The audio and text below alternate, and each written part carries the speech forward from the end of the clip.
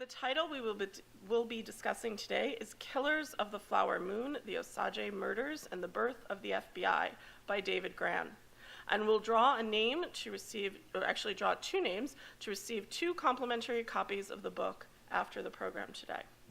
Killers of the Flower Moon is a haunting true-life mystery which tells the story of the most monstrous crimes in American history, a shocking series of crimes in which dozens of members of the Osage Nation in Oklahoma, who were the richest people per capita in the world in the 1920s, were killed in cold blood.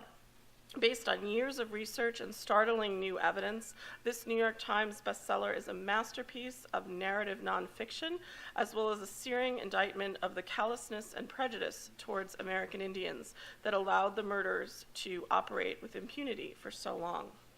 Our guest reviewer today is Gary Puddup. Gary began a long career in law enforcement as a criminal investigator in the New York State Attorney General's office and retired as unit commander of internal affairs with the Monroe County Sheriff's Office. From there, he worked on a master's degree at St. John Fisher College and was the chapter director of the Genesee Valley chapter of the New York Civil Liberties Union. He's been involved in several social justice and political organizations, and I ask you to please join me in welcoming Gary Puddup to our podium.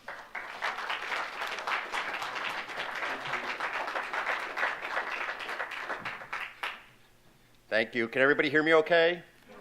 Sure. So I'm really happy to do this. I want to thank the Friends and Foundation of Public Library for giving me this opportunity, and thank you to be here. I especially want to thank the members of the committee that set this up. They work very hard. They probably don't get paid enough, and I think that some of them there deserve another hand. One of the things that I also like to do is because some of this in this book is deals with indigenous peoples and stereotypes. So what I do want to say is this. So we're going to start with stereotypes. So I asked someone here if they could loan me a pencil before I got started, because like Bob Dole, I always like to have something in my hand. So this is the pencil that the person gave me. Now, is this what you would expect to find in a librarian's purse? Right. I mean, it is just like, this is the librarian's pencil with the little eraser on the top and all, right? Stereotypes. So I'd like to start the review with a little bit of background on David Grann, the author.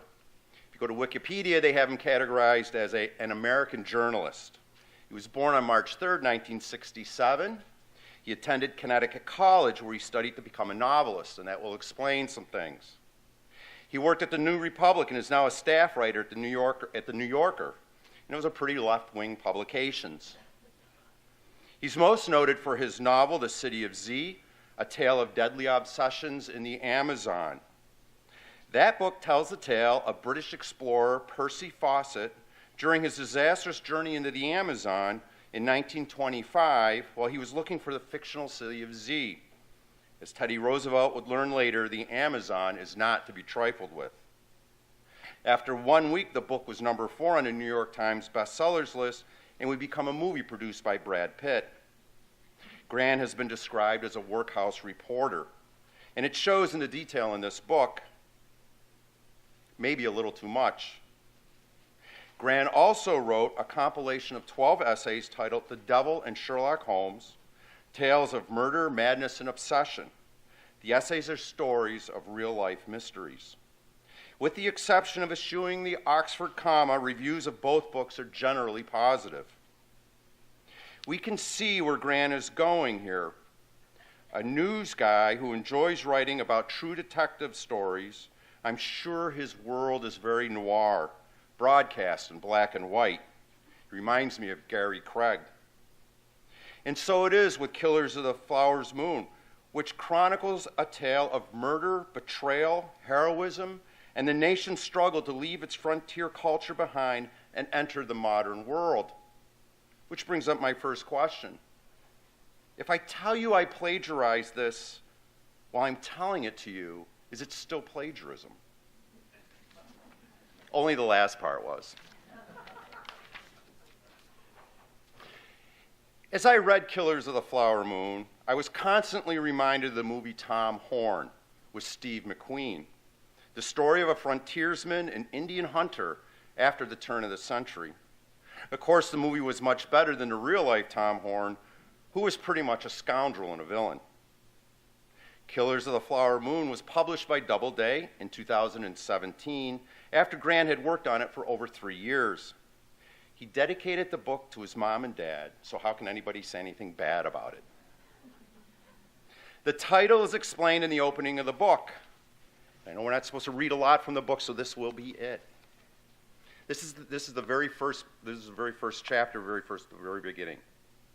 In April, millions of tiny flowers spread over the Blackjack Hills and vast prairies in the Osage Territory of Oklahoma. The galaxy of petals makes it look as if the gods had left confetti. In May, when coyotes howl beneath an unnervingly large moon, taller plants creep over the tinier blooms, stealing their light and water. The necks of the smaller flowers break and their petals flutter away. This is why the Osage Indians refer to May as the time of the flower-killing moon. On May 24th, Molly Burkhart, a resident of the Osage settlement, began to fear that something had happened to one of her sisters. Anna had disappeared 3 days earlier. So that's where the title comes from. And if you look at the dust cover, you can see there's a full moon on the dust cover. The book is divided into 3 chronicles. They're titled The Marked Woman, The Evidence Man, and The Reporter. As you can imagine, each chronicle centers on a character in the book. Before we go on, and at this point, it's helpful to know a little bit about the Osage Indians and some of the other Plains tribes. I apologize to those of whom this may be a little repetitive. I know for many of you, it will harken back to your school days when so little was spent on the history and culture of indigenous Americans. The Osage were originally from the Ohio Valley, but were driven west in the 1600s, not by the white man, but by the Iroquois of New York. The Iroquois didn't want anything to do with the Osages being part of their confederation. And as Jim Morrison once sang, everyone knows the West is the best. And so it was westward ho for the Osage. When the Osage settled, if that term can be used, it was in the northern plains around Kansas, where they would encounter the French, who gave them the name Osage, being a variation of the Osage name for themselves, being warlike. And warlike they were. Then again, back then, everyone was warlike. The Osage, the Apaches, the Cheyennes, and the leaders of the pack, the Comanches. John Wayne wasn't kidding. The Comanches were bad news. Wars were always total, no prisoners, a few choice captives perhaps, but otherwise war meant no quarter given and none expected. And the death of the captured was often after torture and horrible mutilation. I'll mention here, if you want to read a book, 2 books that deal with life on the plains and Indian warfare, the first will be by a man named Berton. His 2-volume work on the history of the War of 1812. He's a Canadian and describes in great detail Indian warfare. But in Canada, they also refer to the book as the Second American Invasion of Canada. I'll also mention a second book on the life of natives on the plains, and that's Empire of the Summer Moon. It's about the Comanche Empire, and frankly, it's a better source for people more interested in the history of indigenous people. Killers of the Flower Moon, in the end, is a murder mystery. Life for these people was very Hobbesian. It was nasty, brutish, and short. Understand that these were nomadic people. They were tribal, but traveled in bands of a few hundred people at most. Tribal populations themselves would only be a few thousand people. And not only did the tribes fight each other, at times there was intertribal warfare. And what did they fight over? The same thing we all do, resources. And in this case, it was the buffalo. Although just as a side piece of information, what we call buffalo are not buffalo, but bison. It's too late to change that now. After all, who would want to go around shouting, "Let's go bison" at a Bills game? Or be called a bison soldier. Buffalo soldier is just so much cooler. Does anybody know what the difference between a bison and a buffalo are? All right, a buffalo has bison have a large hump and a large head. Right? Buffalo have no hump and small heads, like water buffalo from Vietnam. If you put a buffalo and a bison and you bought them a house at Seneca Park Zoo, don't expect any bisonettes. Actually, an interesting thing here that I came across, because I know you people are readers and you're good with words, and we know the difference between like homonyms and homophones, right? Words that are spelled the same but mean different things, words that are sound the same and mean different things, as long as we're talking about buffaloes. This is a grammatically correct sentence.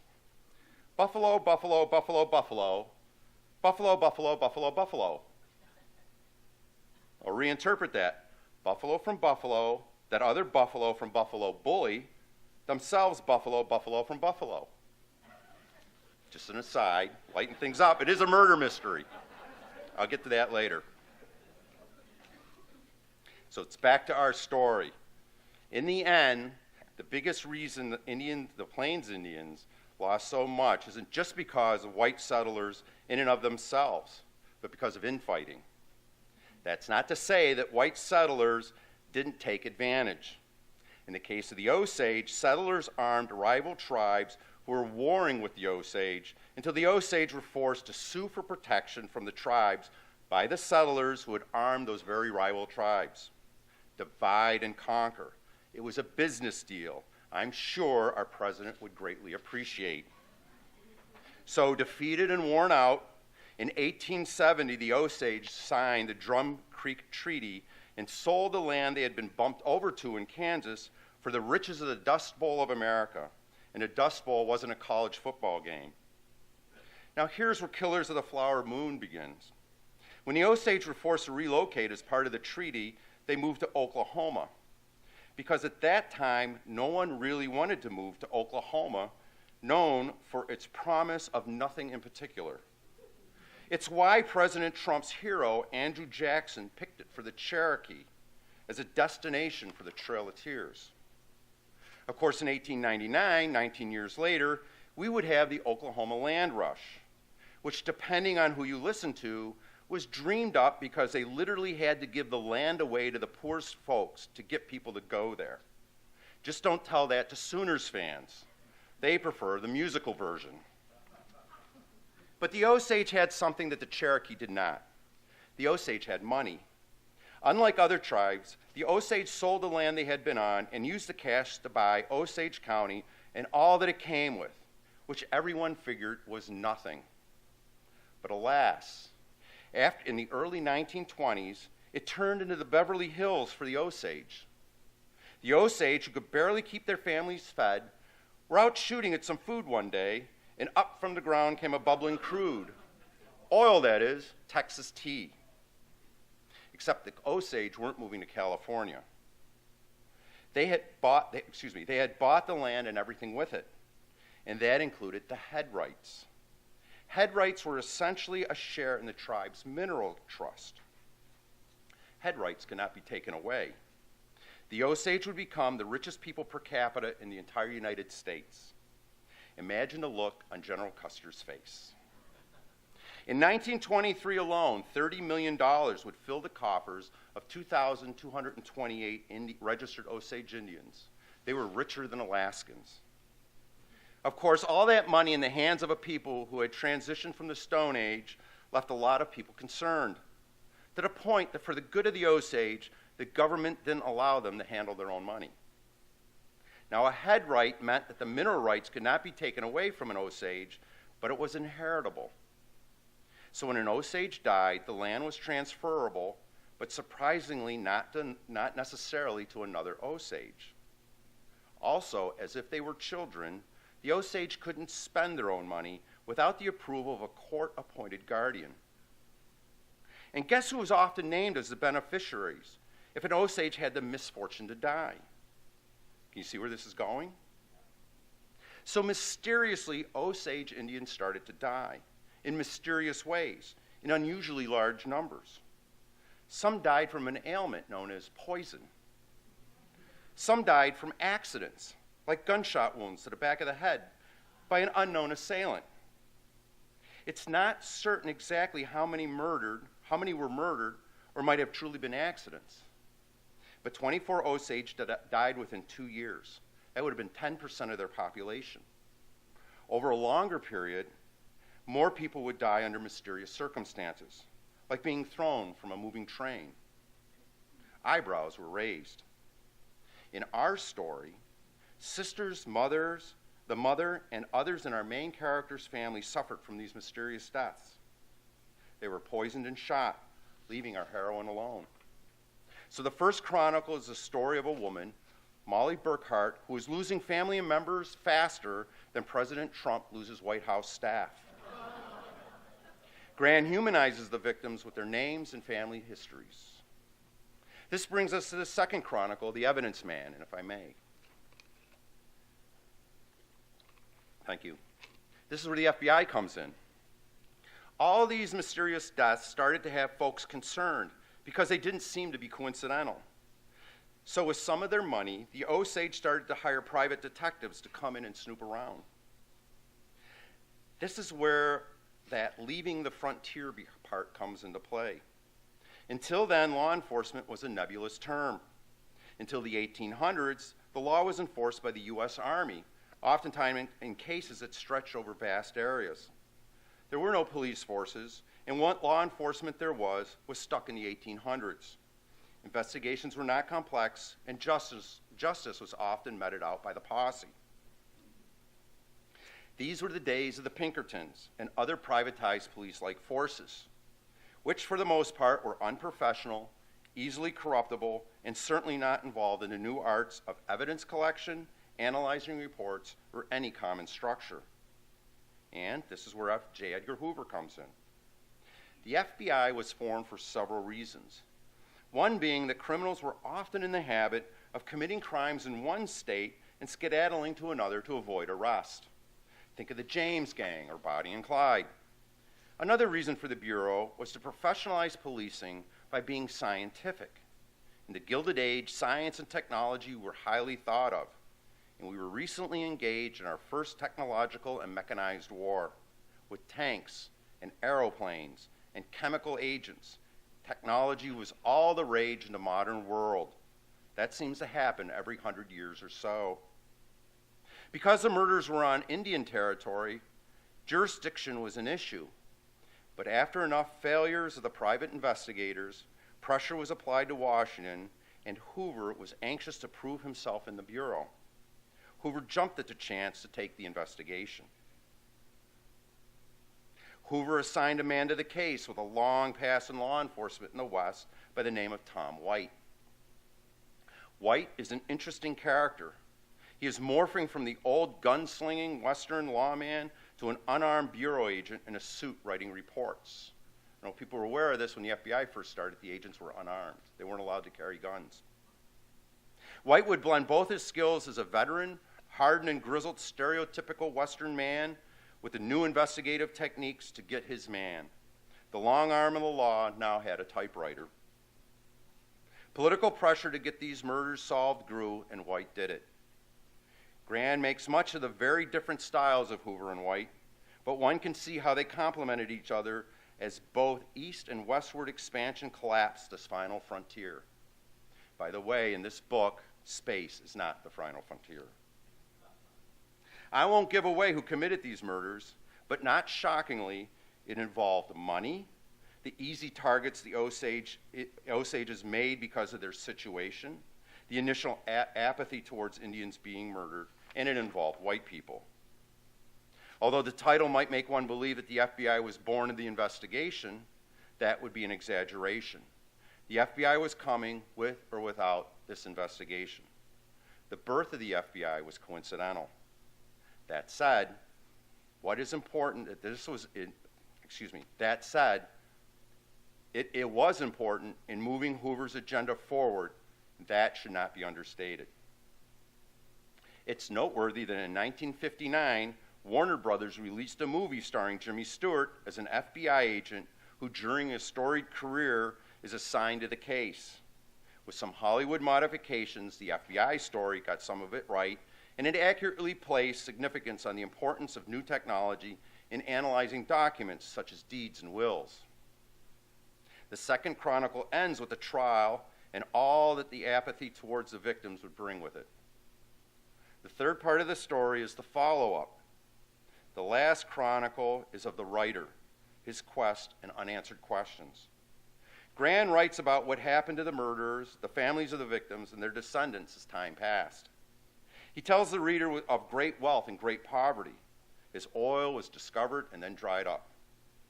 He writes of what is left of the Osage today. He also writes about the intergenerational trauma the murders caused to the Osage people, as they remember the murders today, as if in a Jungian unconscious collective referred to locally as the Reign of Terror. Killers of the Flower Moon is 290 pages long and includes an extensive endnotes and bibliography, 24 pages of endnotes and another 12 of bibliography. Once a friend of mine asked, he said he wanted to get into reading. Can you imagine? He said, well, how do I know if what I'm reading is credible? And as I told him, look at the end notes in the bibliography, and then read them and see how much there is, and what are the writer's sources? What did Gran use? How did he do? Gran uses the FBI files, grand jury testimony, court transcript, field reports from the Bureau of Indian Affairs, Osage Tribal Council records, Justice Department records, and many more. He did fine. It's a great bibliography. There's a lot of good, important, detailed endnotes. It's easy to read. There's no really big words or difficult concepts. In regards to his writing style, how many people here saw the movie The Post? Good. Remember when the girl hippie drops off copies of some of the Pentagon papers at the Washington Post offices, and Bob Bradley, the editor, and some reporters are standing outside Bradley's office, and he asks one of the reporters, how long will it take you to write this story? And the reporter says 2 days. And how does Bradley respond? Pretend you're a writer, not a novelist. I believe that Gran is a very good writer. Twice he wrote things that struck me as odd. Once he referred to the unrelenting prairie son as grandfather's son, and the murdered Osage is going to the happy hunting ground. And neither was unnoted or placed in quotations, and I didn't see anything in my other reading to know one way or the other what the Osage believed the son to be, or if they believed in the afterlife. Indeed, what I could gather, it's a mistake to believe in general the Plains Indians subscribed human qualities to inanimate objects. Not that they weren't spiritual, but that they didn't give objects human-like qualities. And they tended to neither bury nor burn their dead. For most of their time on the plains, they simply left the body under some sticks and rocks. Either way, it smacked of cultural appropriation. We have a tendency, because of our lack of knowledge, sometimes referred to as ignorance, that all indigenous people had the same spiritual and cultural beliefs. For instance, Comanches adopted the sun dance, or the Kiowa. Having seen it, they thought it looked like fun, yet had no idea about its spiritual significance. The Kiowas were not pleased. My guess is that it's kind of like when white people sing Negro spirituals. It never really works. The other criticism I have is in his referring to the FBI as a national police force. They are a law enforcement agency, but they are not a police force. Canada has a national police force, as does Ireland and the UK. They don't enforce the local or state laws. They're able to conduct an investigation. They were able to this investigation as it occurred on Indian land, and were able to claim jurisdiction as there was no tribal police at the time. Other than that, it's a fine book, not too difficult, a good evening read before bed. Thank you.